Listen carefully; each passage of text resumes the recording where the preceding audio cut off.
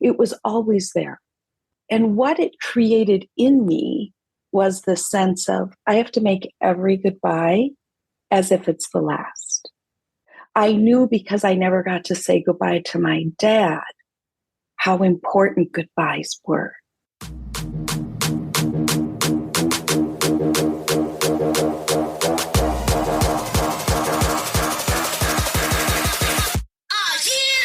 Welcome to Suburban Warrior, the podcast that will impact, inspire, and empower you to transform your mindset and become the badass warrior that you are. I'm your host and fellow warrior, Chrissy Pfeiffer, former clinician and corporate marketing exec turned multi-passionate entrepreneur, performance and life coach, and mom to 4 not-so-little warriors. Each week, I will bring you honest conversations with inspiring guests to share their stories of resilience, optimism, success, and simple yet effective strategies so that you transform your thoughts and change your behavior to get the results you want in your life. You will be empowered to take action, warrior up, and believe in you. Let's do this.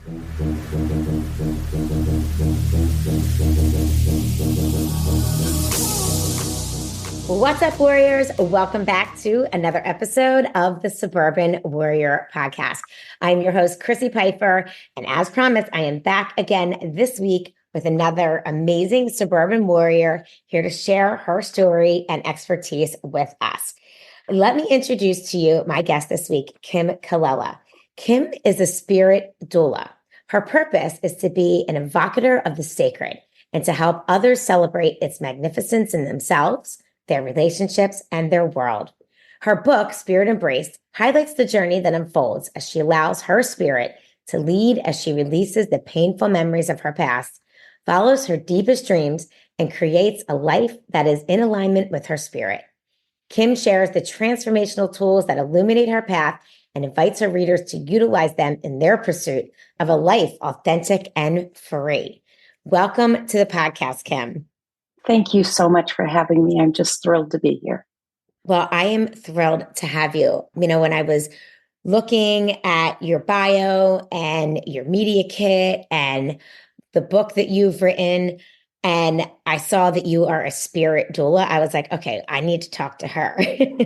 Because first of all, I want an explanation of what that is, number one. But number two, anyone who is tapped into spirit, universal, infinite spirit, universal energy, God, whatever you want to call it, I feel like I want to talk to, I want to connect with, I want to learn more about, because I am so interested just in myself as, you know, a 49-year-old woman throughout my life, tapping into my highest self and continuing to learn what that is, how I can be my best self, how I can help others be their best selves, you know, and that transformational process that we sort of all need to go through. So with that, let me just ask you to sort of tell us a little bit about yourself and, you know, how you sort of got into this spirit doula world and the book that you wrote and that sort of thing. Give us a little bit of your background.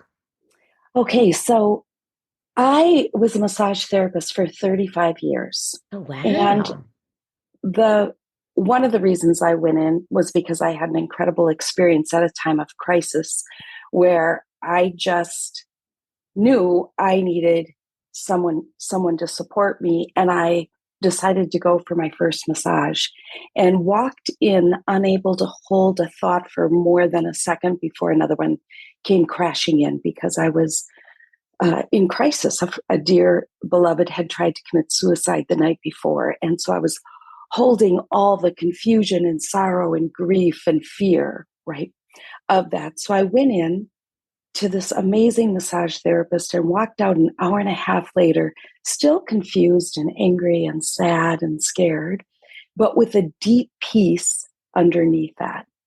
And I said to myself, I want to know how to do that for people. And so I became a massage therapist and had a practice for 35 years and just closed that 2 years ago. Wow. Amazing. And then the other thing about being a massage therapist is that it demanded that I take care of myself, because if I overworked, my phone stopped ringing, because people were looking for someone to be their witness, to be their support. And if I was stressed out or overworked, I couldn't be as fully present. And so I loved that about the work. And I love that it allowed me to follow my other passions because I only could do massage 20 hours a week. So out of that, people started asking me to be at their births. And so I became a birth doula. And then people started asking me to help them at the deaths of their beloveds or at their own death. And I treasure that work. I love being at the bedside of people who are dying. And part of that, I think, is because when I was 14, my father died unexpectedly. And a year and a half later, my mother had a massive stroke and wasn't expected to live more than 5 years. And so death has walked with me my whole life. And I make death my companion. And so being with people in that intimate time of preparing for their next birth, for me, is really holy time. So I loved doing that work. And then clients started to ask me if I would be their coach. And so I started doing more coaching than massage. And the goal of my coaching is to help people embody their spirit. I believe we're called to be incarnate beings, which means our soul has to be in our body. And so often our spirit is above our head and in our head, right? We're a very head focused society. The intellect is so important. Most of my clients had a lot of tension in their necks because the neck is the gateway between the heart and the head. So my goal is to help people bring that spirit all the way down into themselves so they can be the most powerful, vibrant self that they can be in the world. So that's my goal as a spirit doula. And then the book came out of my deep commitment to listening to spirit. And when my son was a junior in high school and we were looking for colleges, I started to ask myself the question, what am I going to do with the energy that's released when I'm no longer mom full time? And the answer I kept getting was right. And I kept saying, no, I'm not a writer. And the response kept coming back, right. But I don't have an English degree, right. I'm not trained to be a writer, right.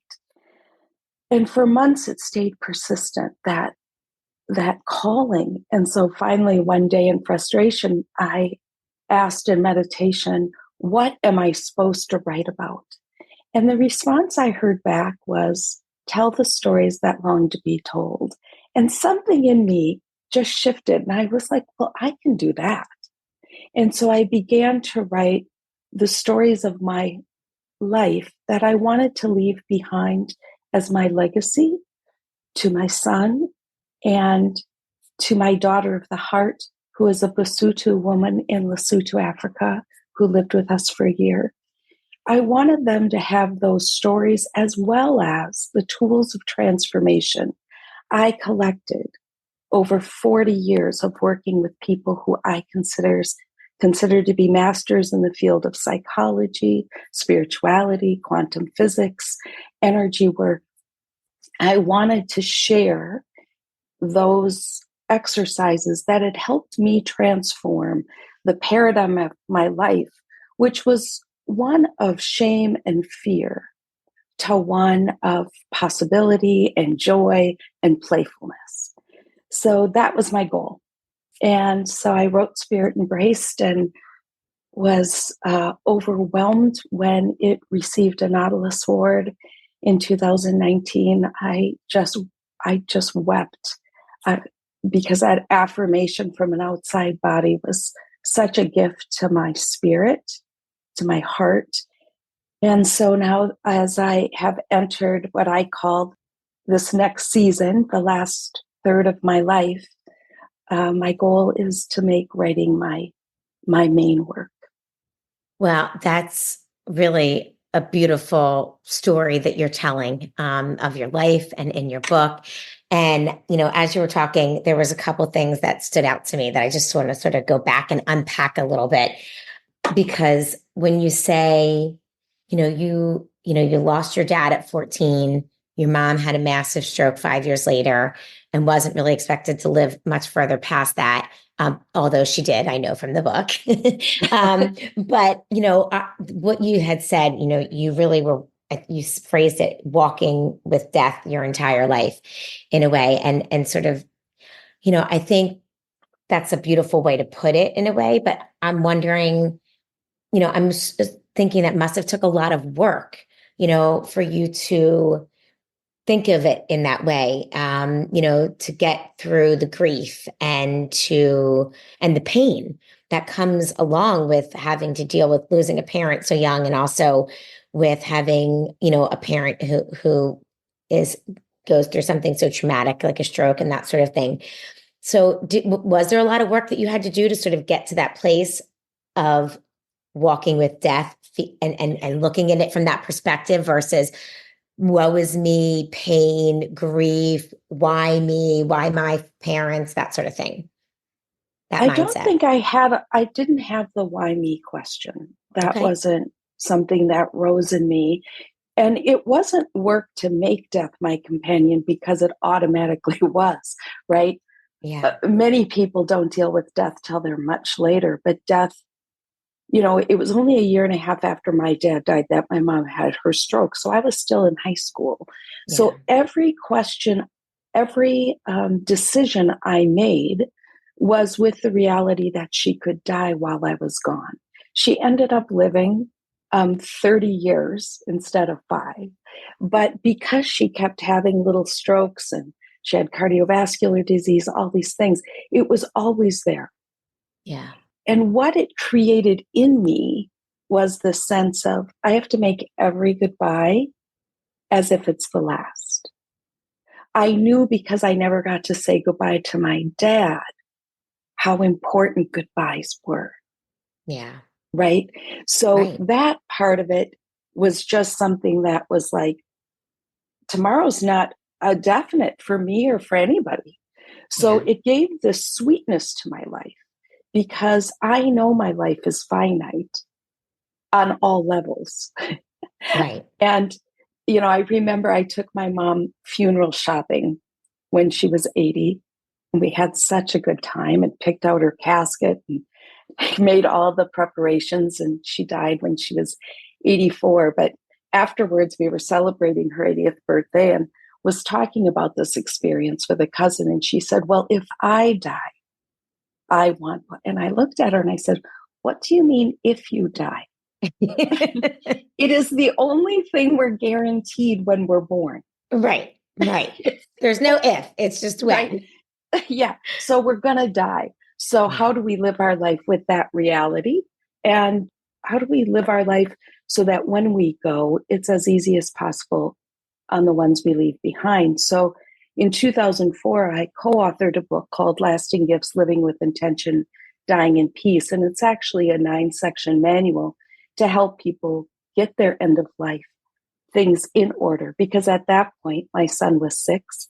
And my burning question was, how do I love my husband and son, even in the worst moment? Yeah. How do I leave this world? Or if I have a stroke and I'm unable to communicate, how do I leave them with the information of a lot of the mundane things plus love letters? How do I Yeah. leave them with those things to get through that moment? So that continues to be something I work on a regular basis. And my husband and I are now reading The Gentle Art of Swedish Death Cleaning and have a 5-year goal to really trim down our lives so that when we go, there's not so much for our son to deal with, right? Yeah. So it's just this constant part of who we are. And my husband, by the way, is a hospice chaplain. So Wow.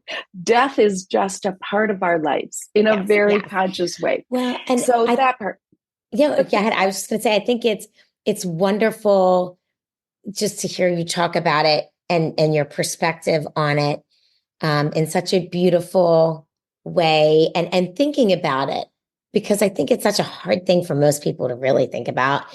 I mean, really, who wants to think about their own passing? And it's scary.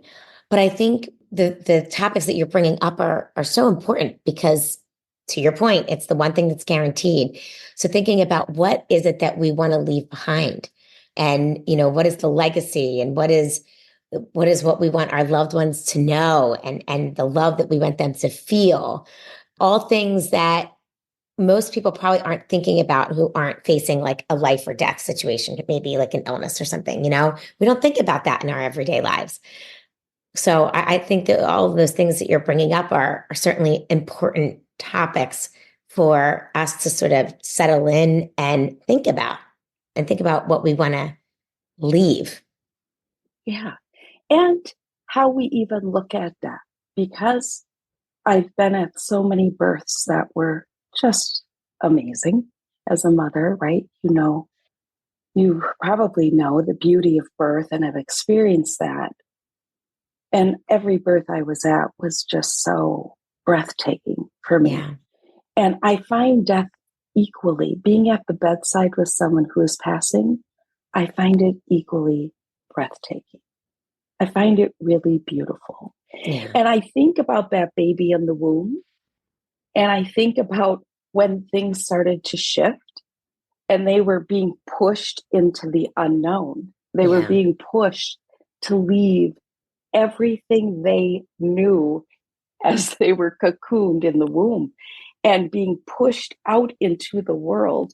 And how mind-blowing Mind that blowing. must have been, right? Yeah. To leave the fluid Yes. and the warmth and into all this light and sound and magic, and you know uh, how terrifying and exciting and confusing it must have been for each of us.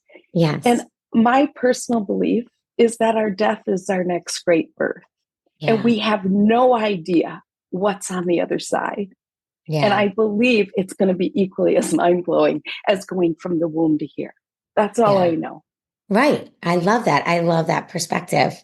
I think it's Yeah. it's a beautiful perspective to have. So I want to ask you something else about when you were talking, you talked about how, when your son was going off to college, you were looking at this next phase of your life and thinking about, okay, so I'm at and asking, and I love that word, you're asking, what's next for me? What is it that I should be doing? And then you're getting the answer to right. So I think about this often because it's a conversation with spirit, right? It's a conversation with God, with the universe, whatever people want to call it. It is a conversation. And we have to ask those questions in order to get an answer. And I think that is a habit too that a lot of people need to get into, just the habit of asking the right questions or asking any questions about our lives. So, what is some advice that you can give in that asking, or how can we better ask or tap into that guidance system, that spirit that we all have that we may not be tapping into, so that we can get transformational answers? So, the very first thing, which is difficult for many of us because lives are very full, especially for women, is to take time in silence regularly, even if it's just 5 minutes, to carve out 5 minutes in your day to stop, to breathe deeply. And as you're breathing deeply, imagining your soul settling in, and then asking the question, and then being willing to listen and to know that the voice of spirit often will respond with something that sounds preposterous. Like for me, right? What? What? You know, after the book, the next legacy piece that arose was that when my husband and I got married, over 90 people put on our wedding for 400 people, friends and family, did all the cooking, made our clothes, everything.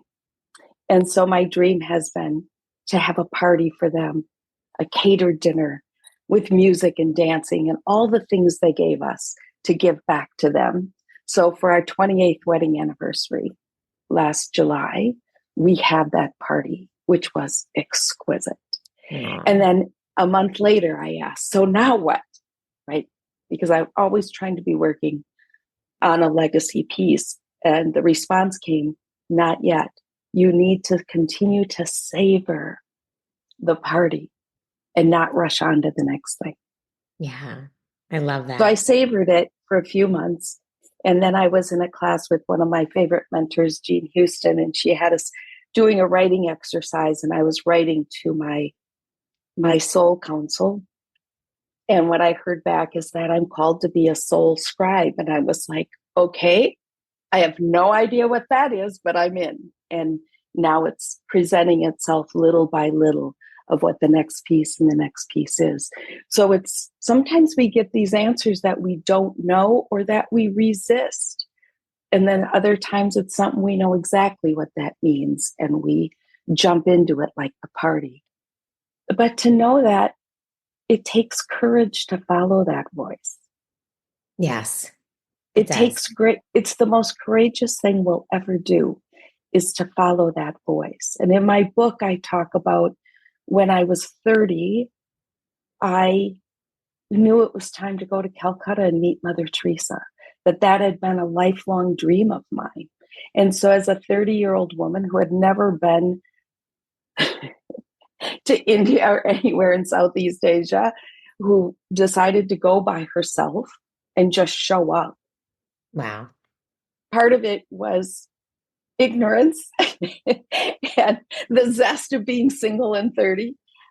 And it wasn't until I was there that I realized what a big choice that was. And I spent 3 months in Nepal and India. But what became clear very quickly is that everything I needed was provided and that it really was something beyond me, beyond my mental mind, pushing me to go, pushing me to go. Yeah. And even though it And seemed preposterous, it happened and everything I needed was given. yeah. And I think the most wonderful thing is, to your point, the voice was telling you to go and you listened. Right. And you listened because, I feel like I feel like I read somewhere because, again, I know I struggle with this, and I think a lot of people do. I meditate, and I feel like I very much try to tap into my intuition and my inner counsel or spirit counsel and inner voice. But we all have, like you said, so many thoughts and so many the self-talk, right? The self-talk is often negative. It's often contrary. It's often, why you can't do things and this sort of this thing. And I forget where I recently read something, and it said something along the lines of like, you can tell the difference between, sort of your inner guidance and your ego self-talk, because the ego self-talk will always be like, well, what if? Like, well, what if that person is saying that about you? Or what if you try to do this and you fail? Or, it's sort of like, it's not a soft guidance that is, like you said, usually preposterous or just telling you. It's like the questioning sort of talk that is not spirit. Right. It's the Have you ever voice heard of, anything about that? Like sort of how to discern the difference? so my experience is that the voice of spirit, as you said, is quiet and soft, softer than all the clamoring voices of our inner critic, our fear, societal expectations, blah, blah, blah, right? That the Yeah. inner voice, you have to drop underneath those, let those just be up here, making their noise, but go beyond the noise, Yeah. down into your gut. And when I was in my 20s, I was a youth minister, and I did this exercise with the students. I had two volunteers. One was to be the voice of spirit, and one was to be the one who followed. The one who followed had their eyes, had a mask over their eyes so they couldn't see anything. And they were on one end of the room. And the voice of spirit was to go put themselves somewhere else in the room. And then the voice of spirit quietly said, okay, come 3 steps forward. Okay, go to the left, and guided them. And, they always were able to make it to the voice of spirit. We'd all celebrate. And I'd say, okay, we're going to do it again. But this time, and the kids would put obstacles in the way. So they had to really go through this maze to get there, right? This time, everybody in the room can say whatever they want as loud as they want. And you have to tune in to the same voice that guided you the first time without all of those. And so there's all these kids yelling, go left, backwards, look out. But there was that still voice saying, come forward 3 steps. Come forward 3 steps. And they always made it almost as quickly. But to teach them how to go underneath and to listen to the calm voice and not all of those. And it was so profound. I love doing it every year with the kids because it just really what a great exercise. It gave them a physical experience of following it. And that's what I feel like it's like. It's like going underneath. And that voice of spirit will always be a voice of love, and it will be expansive. It will not contract us. Our response might contract, but the thought of doing it, we know will expand us. Like when I was called to go to Calcutta, I dove in, but for 2 days before I left, I wept because I knew I'd come back different. Yeah. I knew I wouldn't be who I was right then, but I didn't know who I was going to become, how that was going to change, right? Because I was going to expand. Yeah. It's really beautiful. How was that experience of meeting Mother Teresa? Can you share that with us? It was a dream come true. I went and lived and worked in a community called L'Arche, which is a community of people with developmental disabilities and those who choose to live with them as family. And I had lived in the community here in Tacoma for a short time. And then when I learned that their home in Calcutta was built on Mother Teresa's property, then I was like, I'm going. So, but they weren't expecting me. They'd never gotten the letters that I was asking to come. And I decided to just go anyway and figured if they didn't need a volunteer, somebody would. So I went, miraculously found their home, which I write about in the book. But when I got there, the director, Mark LaRoche, talked to me for over an hour and then said, Kim, we generally don't allow anyone into our community for less than 3 months. And I only had 2 months left. And he said, but we've been praying for 2 weeks that God would send us someone. So I guess you're that someone. Oh, wow. So I moved in the next day. So I worked there. And then on my days off, I stayed in the center, more at the center of the city near Mother Teresa's mother house. And the very first day I went there for prayer, I had spent the whole day working at her home for the dying and destitute, which was really amazing and painful and hard.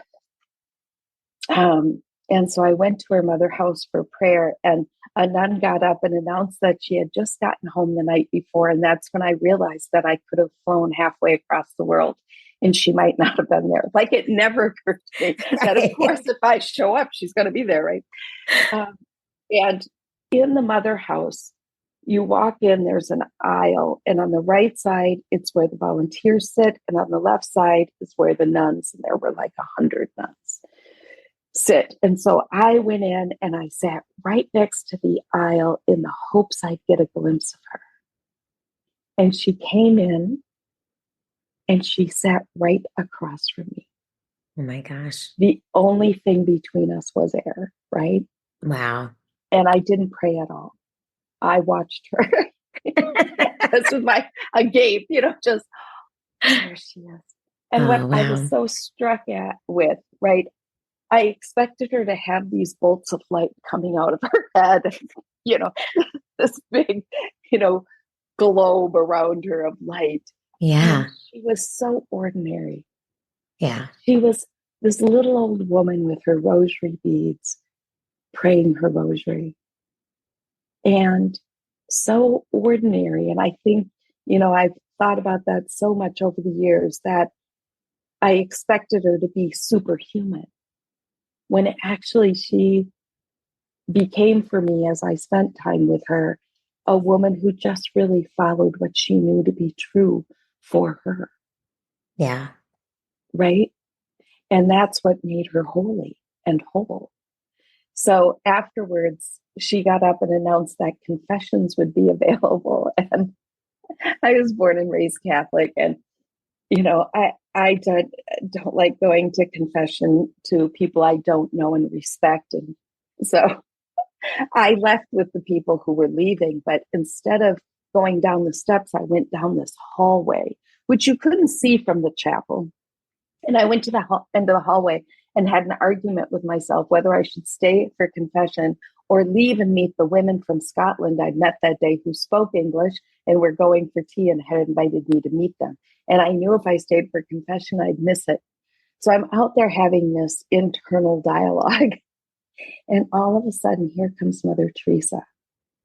There is no way she could have seen me go down there. She was in the chapel. I had left, gone out the door, gone down a hallway, and then down another hallway. And she came and she looked up at me. I'm only 5'2", and she had to look up at me. She was very short. And she looked up and said, "So you're going to confession?" And I said, "Yes, Mother." And she took my arm and she walked me back to the chapel and then pointed at my head and said, "The line for confessions will form here." And I was like, my gosh. What have I ever done to warrant being ushered to confession by Mother Teresa? So that was really, that just makes me giggle always.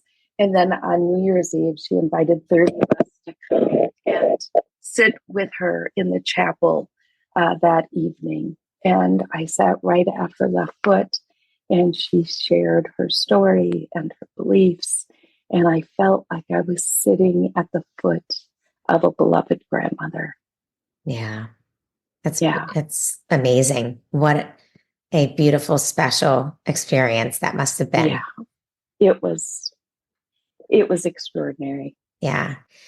So when you said that, she followed what she knew to be true for her, I think that statement is so poignant because like within us all, we have that ability to just follow what we know to be true for each of us.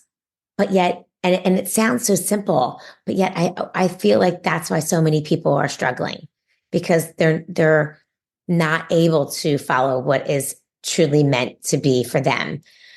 Any idea why that is? It's countercultural. Yeah. Right? Yeah. I mean, yes. It's countercultural to be who we fully are without apology. Often we bond on our victimhood, our pain, our struggle. So to stand in our power and our truth, especially as women, takes great courage because there will be those who reject us. Yeah. For being powerful and truthful and different. Yeah.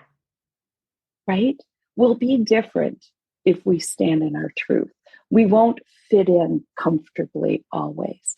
I remind my son of this often and say, "You are a pioneer," right? And other young people, who are trying to live in their truth and do what they know to be right. And therefore they don't fit in with the cool kids, or they don't fit in with this, that, or the other thing. And they get lonely, right? And I just remind them, you are a pioneer. You are a pioneer. You're creating your pathway, not the pathway that's already been created. You're creating your own pathway, and that takes courage. Yeah, absolutely. The culture, do you think that with the culture of technology and social media and phones and, just sort of how the culture has shifted so drastically in the last, 10 years or so, do you think that's affected it even more so? Like the fact I that don't people to be know. able to tap I don't know, into. because in other ways, as a culture, we've expanded so much, not because of those things, but, I remember when my mother married my father, they had to elope because he was Lutheran and she was Catholic. And Yeah. that was taboo, right? Right. Of And then course. Totally. that shifted. And then a Jewish person marrying a Christian or a Muslim with a Christian, right? Yeah. That was taboo. And then we moved through that. And then a person of color marrying a person who was white, that was taboo. And now that's common. And then, two people of the same sex marrying and that being taboo. And now that's, for my son's generation, when that came up to be voted on, they were like, what's the big deal who you love? Right. Like, Right. we do keep expanding. That's the Yeah. only thing. I mean, that's why for me, expansion is the truth, right? Yeah. Because ever since we saw the Earth from the moon, right, and discovered we weren't the center of the universe, right? We're just a piece. Yeah. Like our minds have been expanding and growing. Things expand and grow, expand and grow, and that's scary for the culture, right? I mean, I think that there are those who want to hold on to how it was, right? In that feeling like it was perfect in the old way, but maybe it was only perfect for who they are. But for all these people who are a little different or Yeah. love someone who's different, was it perfect for them?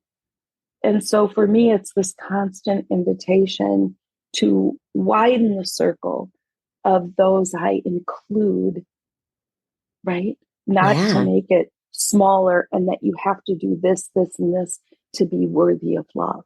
We are worthy of love just because we are here, Yes. Yes. right? And absolutely. And I love that word expansive. I mean, it's such a great word and encompasses so many feelings and such amazing energy. So I want to just talk about your book before we wrap up because I have started reading it. I am very much enjoying it. I'm about probably 30% into it. I'm reading it on Kindle. That's how I know it's 30%. um, I'm really enjoying it so much. So I'm looking forward to the rest of the book. Let's talk about, what is for someone that might be listening, who should read your book? Who is your audience that should pick up your book and read it? Anybody who's looking to live a more soulful life and to follow the voice of spirit. My book has 4 sections. The first one is release, and it's the hardest section of the book for some to read because it does talk about the painful things I needed to release in order to make room for my spirit and the life that I wanted. I Yeah. couldn't hold on to the old paradigm, the old thought processes, right? Yeah. So, in every chapter has a story of my life, followed by a tool of transformation that I gleaned right from these great masters. The second section is called Listen, and it really chronicles that time of going to Southeast Asia and meeting Mother Teresa and that whole process and that experience. The third section is called Manifest. And for me, manifestation is not about, I want a new car, that kind of thing. But it's Yeah. really listening to the deep whispers of our spirit and following them and manifesting the deepest desires of our heart. Yeah. And then the last section is called Tend. And it's about when we do manifest a deep dream. And for me, I manifested a family beyond my imaginings with my husband and son, that we really need to tend what we manifest. Or Yeah. when we manifested having this party for all these friends for our anniversary last year, and then the voice said, no, not yet. You need to keep savoring. It's like, don't rush to the next thing, Right. as Right. we so often want to do, but to Oh, take time to tend and nurture that which we've created. And the 10 part, also talks about marriage and how hard marriage was for me the first few years because of my childhood. I never lived with a married couple. By the time I was born, my dad was in late stage alcoholism. He was in and out of our home. By the time I was 6, he was living on the streets. Didn't come back into my life until I was 9. And then he died at 14, but he never lived with us again. So I didn't have a model of what marriage looked like. So I would say to my husband, if we had 5 kids and you left me, I'd know how to do that. I do not know how to do this. I didn't know how to do intimacy and to settle into love. And for me, I believe one of the other courageous acts, besides listening to spirit, is learning to receive love. Yeah. Many of us are very good at giving love, but to receive it was terrifying. And so I write about that, and I write about relationship, and I write about surrounding myself with couples who were loving and tender with each other and who were amazing children so that I could learn how to be that. So the importance of surrounding ourselves, both on the inner and the outer plane, with people and beings who can call us to the next place, right? So I surround myself with angels and guides and holy ones on the inner plane, and then on the outer plane, people who I deeply respect, who I think I want to know how to do what they're doing.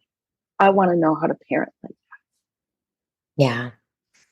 Well, Kim, that is such amazing advice from you. And thank you for telling us about the book. Like I said, I am in the release phase of the book and very much connected with it, enjoyed reading it. I loved hearing your story, but there was a lot of advice and exercises that are in even just that first part that I thought were very meaningful and very transformational. So I'm very much looking forward to finishing the book. So thank you very much. I would suggest all of my listeners to check out Kim's book, Spirit Embraced. You can find it on Amazon and you can get it physical copy. You can get it on Kindle, and it is absolutely worth the read. And thank you so much, Kim, for being on the podcast today. You are truly an amazing spirit. And I know I have very much enjoyed our conversation today and have written down certainly some things that I want to work on in just embracing who I am meant to be, and deepening my relationship with spirit. So thank you so much for being with us today. Thank you so much, Chrissy. Could I just end with a short piece of my book? Absolutely, of course.